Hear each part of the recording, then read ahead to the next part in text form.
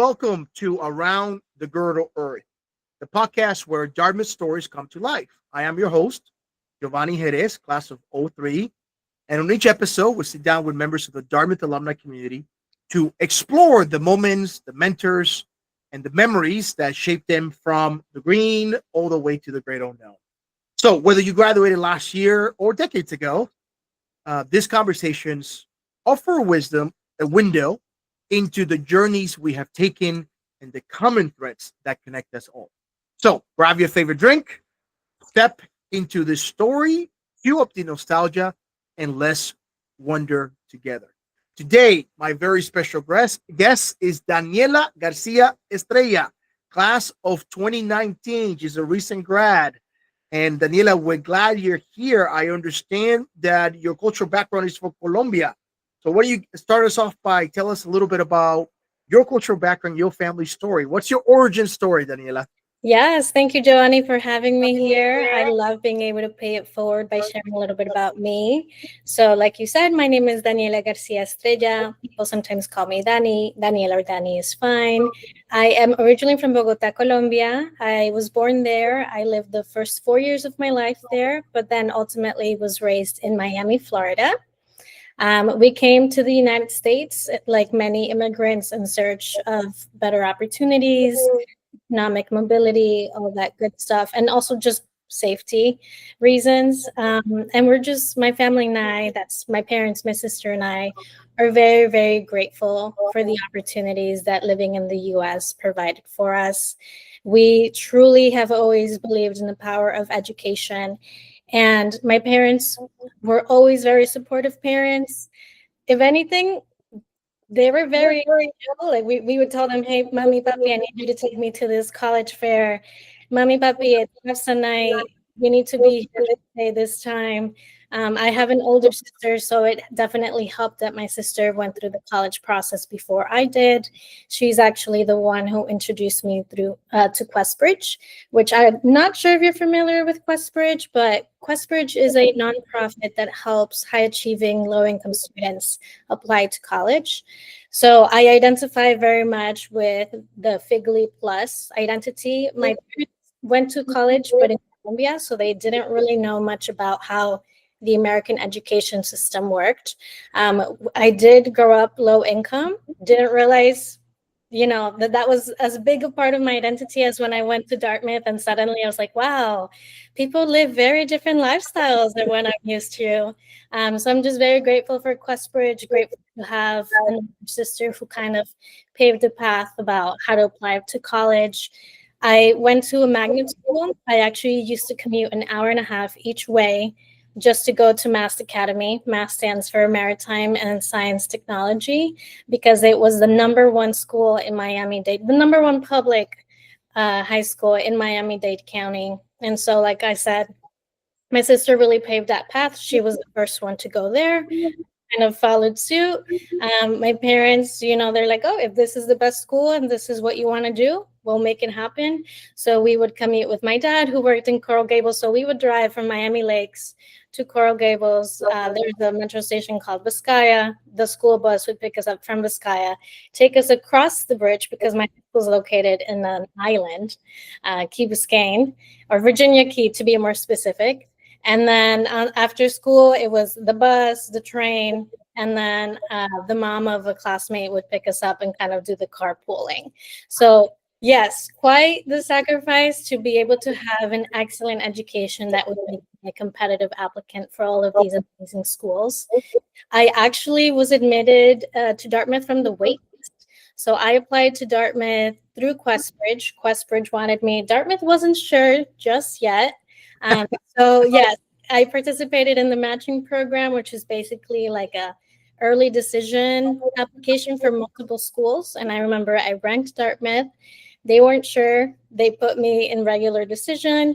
Weren't sure, put me on the wait list. I had honestly forgotten I had applied to Dartmouth. And I had made my peace. I was going to go to Dickinson College. I had committed. I was very, very happy and had a roommate for Dickinson College. 5 days after the May 1st deadline, I get a phone call. and I'm about to take a nap. So I'm not even like 100% present, but I'm like, oh, the phone's ringing, right? And it was the admission officer who called me to congratulate me on my acceptance. And despite being, kind of in a hazy mental state because I was about to take a nap, I asked, well, do you know more or less what financial aid will look like? And he's like, oh, I can give you an estimate. And it was the school that was going to give me significantly more financial aid. So that decision was very easy for me. But I still needed a couple more days just to decide because my heart had been set on Dickinson College. I had had the chance to visit Dickinson. I had never had the chance to visit Dartmouth College. I remember my mom was Skyping my aunt in that moment. So as soon as I hung up, I was like, mommy, mommy, mommy, mommy, mommy, mommy, you'll never believe it. I got into Dartmouth College. I had no idea what Dartmouth College was. She's like, ay, qué bien, mamita, felicitaciones. Goes back to her conversation with my aunt. I'm like, no, mommy, you don't understand that It's a big deal. it's like I got into kind of like a Harvard. And then it's like, oh my God. And then my tia, who was Skyping in from Colombia, just like starts praying and thanking God for this blessing and whatnot. But even then, like I said, my parents have always been very supportive. Any other parent might have said, no brainer, you're going to Dartmouth. My parents said, well, this is a really big decision. They gave you 5 days to decide. We're going to support whatever you want. Whatever you want to do, we're there. And so when I decided, then like a couple months later, I arrived at Dartmouth College. By the way, whenever I would search up Dartmouth College, all I would find on Google Images was Baker Berry Library. So I was like, I get it, there's a library, but beyond the library, like what does Dartmouth even look like? And so when I arrived, I actually had 2 people that I knew from my high school that went to Dartmouth, because every year there was one person from my high school that would get admitted, or maybe more than one were admitted, but only one actually like ended up going every year. And so I remember her name, Julieta Filterine. She's Dartmouth of 2017.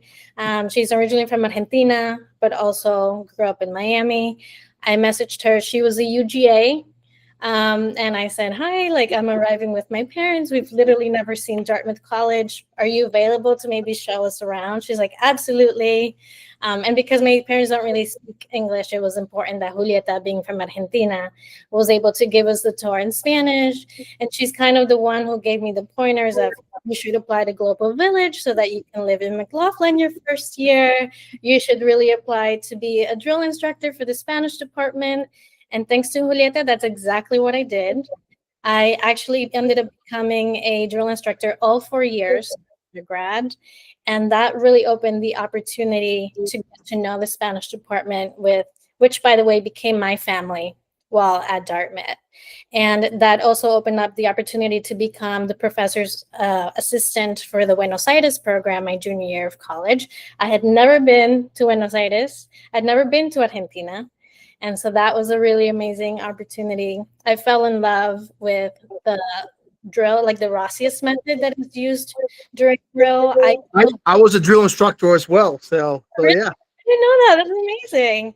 Yeah. And so my first quarter, I was both an instructor of Spanish, but also a student because I was studying Italian. And so through drill, I was able to pick up Italian really, really fast and was able to study abroad in Rome.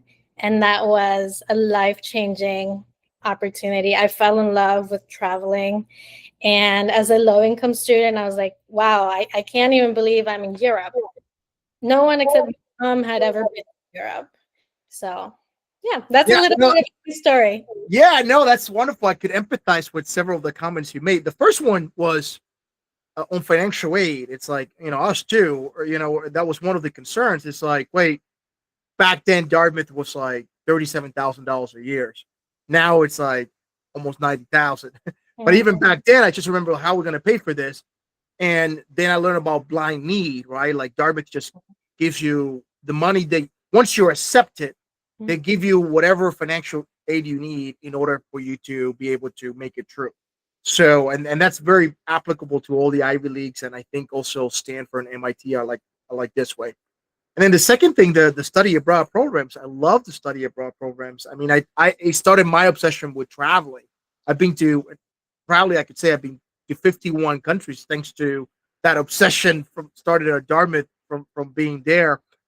What did you major in, and what did you do besides being a drill instructor? Did you do any sports? Did you do any other extracurriculum activity? Yeah, so my major was psychology and brain sciences, and I did a minor in education. I like to be very honest, I'm an open book. I was on survival mode when I was at Dartmouth College. I was also dealing with perfectionism, which, when you go to a competitive school like Dartmouth, it becomes kind of the norm to be this perfectionist. I also had a undiagnosed learning disability. And I'm actually very grateful for Dartmouth College because they provided the funds for me to be able to get tested. So when we're talking about financial aid, not only was I able to afford a Dartmouth education, I was also able to tap into resources that helped me get my neuropsychological assessment. They even gave me funding to get clothing for when I said, I'm going to have job interviews and I need professional clothing. They helped me when, unfortunately, my grandmother passed. They didn't even blink. They flew me from Hanover to Bogotá, Colombia, because I already knew my grandma was terminally ill, and they wanted me to be able to have that closure.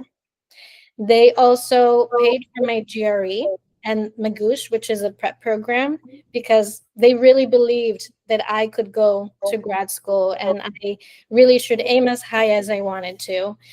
Even after graduating Dartmouth, they also gave me the Alfred K. Priest Fellowship, which is awarded to a select number of Dartmouth grads so they can pursue graduate studies at Harvard. So within my major, but also being realistic that I was just trying to survive, I wasn't involved as many things as I wish I could have been involved in. I did drill. I was a drill instructor. I was a mentor with QuestBridge, which at Dartmouth is called the the group for socioeconomic engagement. I was also involved in studies. But a lot of the time, I was just trying to survive. I remember having late nights, going to sleep at 11 p.m., waking up at 3 in the morning, just to be able to catch up with all my schoolwork and all my readings. At one point, I had 3 jobs. I was a drill instructor. I worked for the Provost Dean Finance Center, and I also babysat for the professors. So in terms of intramural sports, no, not really. But how did I find joy? I got involved with Zumba, because we had to do like a PE class. And I was like, you know what? I like to dance. And who would have thought that through Zumba, which might have started just for the PE credit, I actually became friends with the Zumba instructor, who's also from Colombia. So doing Zumba also allowed me to learn more about my culture as we were learning more about dances like mapale, champeta, while also having fun, doing a little bit of reggaeton here and there, salsa. That's wonderful. I did the same thing. I started the Latin dancing club. I was like, okay, if I'm Cuban, I like to dance. I'll teach what I know to the rest of the students there. And yeah, every Wednesday we had about 30, 50 people show up to learn how to dance salsa, merengue, bachata. And yeah, that was just a good outlet. But I agree with your comment about the academic rigor, right? Like I think I pull at least 10 all-nighters in my 4 years there, and you have to be really, really good at managing your time and your commitments, because even though Dartmouth was, in the middle of the woods, right, in this very pristine environment, the world will come to it, and there were so many options, right? Yes, so many options always at any given point. I wonder if you have any like favorite memories from your 4 years there. I think I have a good couple of favorite memories. The first was, as a city girl, I had never been camping. So my first introduction to Dartmouth was also going on the first year trip. So I remember we were section H20. First time experiencing the outdoors, first time even going hiking, first time even trying mac and cheese, right? Like little things like that. So just having that space to be with nature, to have the most amazing conversations with strangers. Like you've literally met that day, maybe 2 days ago, and you're talking about life and like our purpose in this earth and whatnot. So like that's one core memory. I actually met one of my best friends while waiting for trips to start. There was Pitbull going on. I'm like, you can't just listen to Pitbull and not dance. And so I started dancing, and my friend Sarah also started dancing with me. And so that was just a very vivid memory of meeting her. I have another really wonderful memory being the UGA of La Casa, and we had a cultural festival of sorts, like a living learning community festival. And along with my residents, we made 200 arepas. And so that was like hours and hours of work to make that happen. And just seeing everyone be like, what is this? Arepa? I was like, yeah, it's arepa. It's basically a corn cake. This is how you make it, etc. And within 30 minutes, they were all gone. It was also really great to be able to bring in Evelyn, the Zumba instructor, to teach everyone how to dance at this event. So like that's one really cool memory I have there. I also have memories of the Spanish department and my closest professors just like showing up for me during some of the toughest times in my life. What else can I tell you? When I graduated Dartmouth, I had my Portuguese professor invite me and my family to his house to celebrate me graduating. So I think it's, when you think about Dartmouth, you think about a community that just genuinely cares so deeply about you. Another vivid memory I have, her name is Brenda. I think her last name might have been a Kinning, but she worked at Funko. And she was one of the cashiers. She was the cutest, sweetest old lady. I remember sharing with her that I was feeling homesick and that I wasn't the biggest fan of the food on campus. And she asked me, well, what's your favorite meal? And I was like, you know what? I'm basic. I like a good spaghetti and meatballs dish, but like something that feels like home. She's like, oh, okay. The next week I go to FOCO. She's like, oh, sweetie, I was looking for you. I have something for you. I was like, oh, what is it? Pulls up the biggest Tupperware of homemade spaghetti and meatballs. And I cried. It was something so simple. And I was just like, Brenda, thank you for caring and for just like being this kind human being during a time that I expressed I was feeling a little bit homesick. And she did that maybe on like 2-3 other occasions. I was friends with everyone. I would walk into FOCO, and I remember Jen was one of the managers. She would like greet me and whatnot. On one occasion, she hadn't seen me. So she emailed me just to let me know that they were going to have my favorite for dinner that evening and that I should make sure to go to FOCO. And so it is. I'm sorry, what is FOCO? FOCO is the class of, what is it, 1959 Commons or whatever the official name. Yeah, I don't know. That's new terminology for me. There's college, and then to the right of college, there's the dining hall. What food court? Where yes. food What is court the official name of the food court? 1958. we just call the food court like the cafeteria. The food Oh, court. we call it FOCO. So Yeah. we shortened food court to FOCO. Makes sense. Makes sense. I'm glad I asked. We love to shorten words that are already short. That's good. But that's wonderful. It sounds like you really optimized your time as an undergrad, and then so you graduated, and then give us a story of your professional journey and kind of like the path that you decided to start walking into.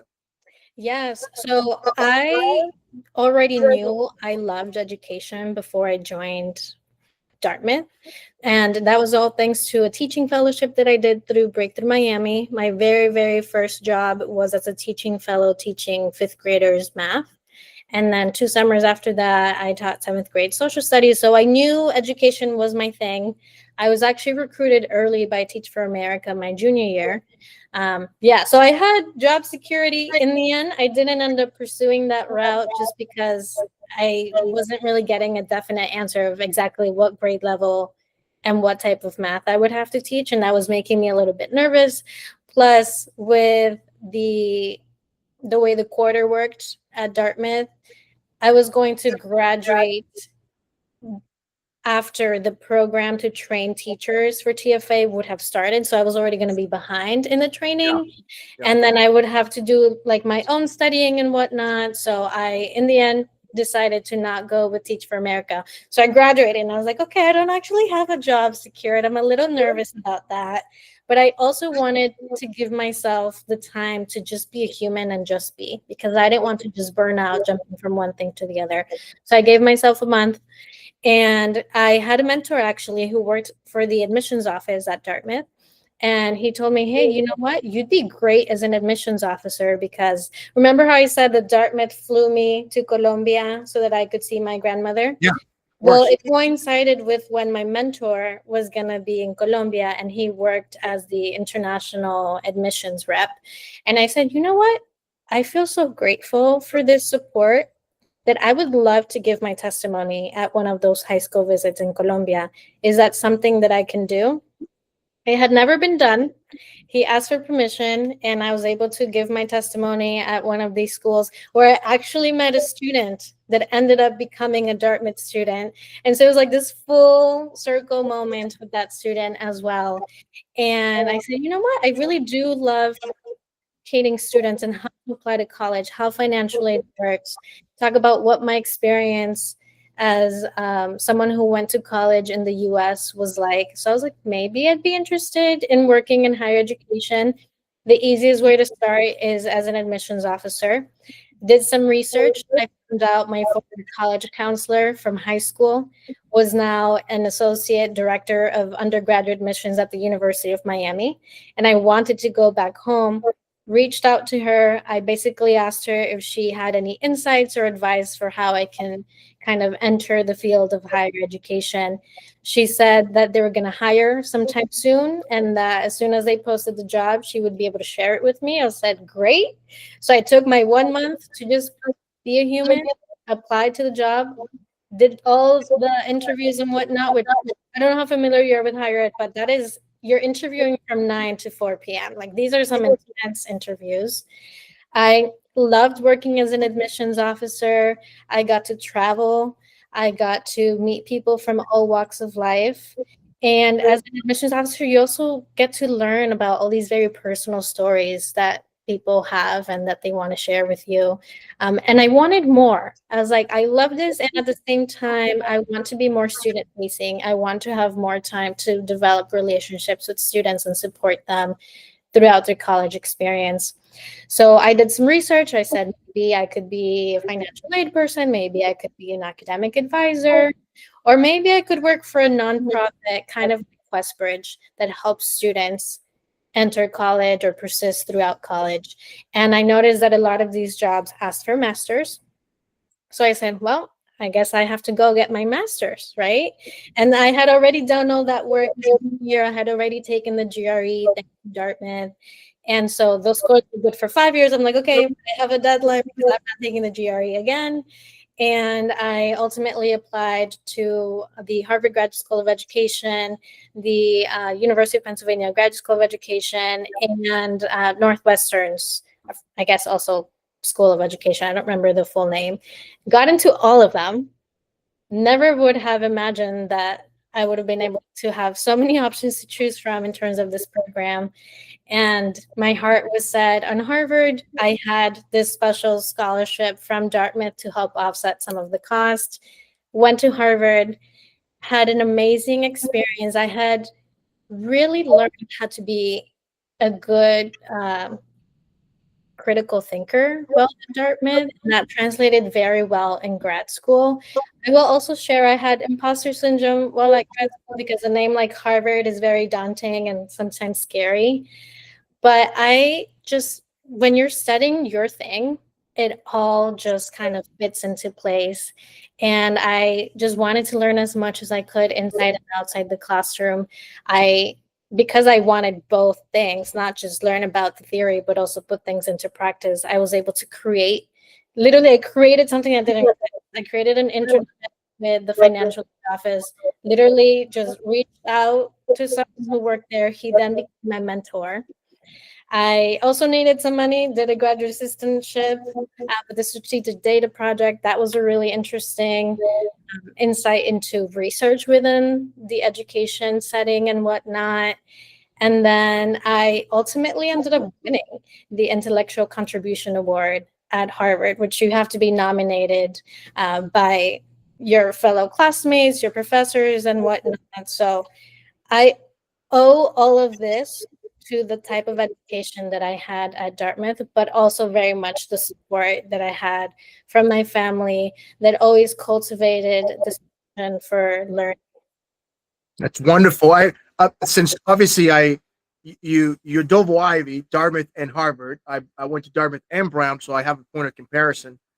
How do you compare the alumni network on both places? Oh, that's a good question. I would say because I specifically went to the ed school at Harvard, it is a little bit easier to network in my field with Harvard than it is with Dartmouth.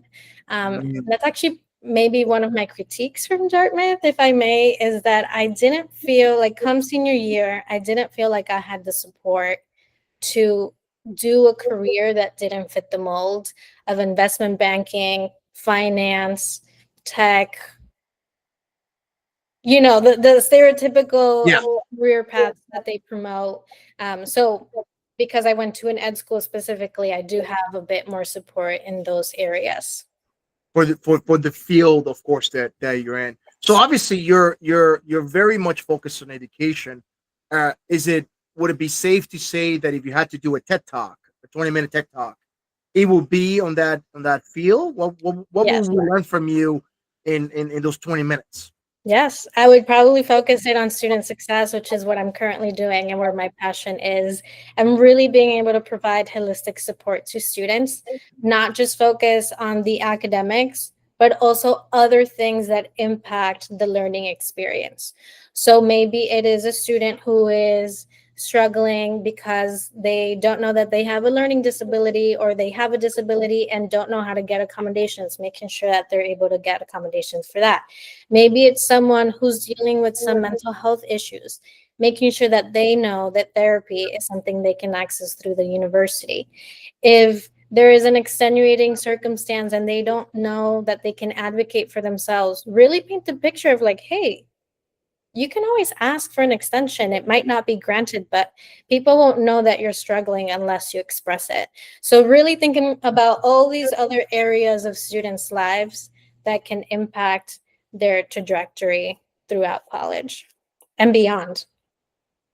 Well, Daniela, it's been wonderful talking to you. And as we wrap up, I don't know what sort of audience we're going to get. It could be a high school student. It could be somebody entering freshman year. It could be somebody just graduating.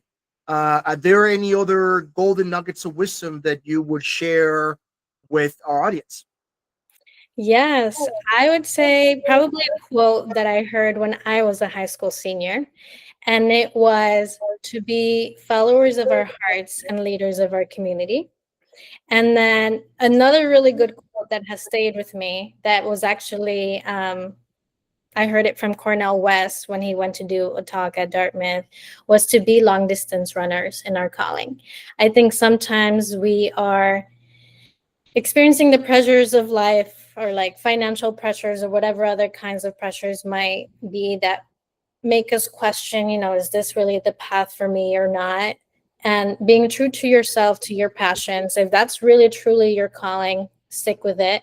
But also, if your interests have changed, knowing that it is okay to pivot careers. I think sometimes there is this pressure to determine your career, like when you're 18 years old, that will dictate what you're going to do for the next 40, 50 years of your work life. And it's not everything is set in stone. Yeah, just for example, I always talk about, I thought I was going to be an engineer, and then I ended up starting in sales. Right, it was a hell of a pivot, and but it was the easiest way for me to start my own wealth. Was in sales, right, and then that evolved into marketing and overall business. But I never had envisioned that because I was I was really more focused on following the opportunity than like necessarily like my passion. I didn't understand what my passion was, and like you said, passion changes. But an opportunity, somebody offers you an opportunity. I say, jump into it and be passionate about it. So, well, thank you so much, Daniela, for being part of this dialogue, and to everybody who joined us online. Thank you for joining this episode of Around the Girdle Earth. If today's conversation sparked a memory or gave you something to think about, leave us a thoughtful reflection in the comment section. And more importantly, share this episode with a classmate or another fellow alumni. This is a very easy way to keep the Dartmouth spirit alive in this chaotic digital age. So until next time, stay curious, stay green, and keep roaming this beautiful girdle earth we call home. Thank you, everybody. Thank you, Daniela. Thank you.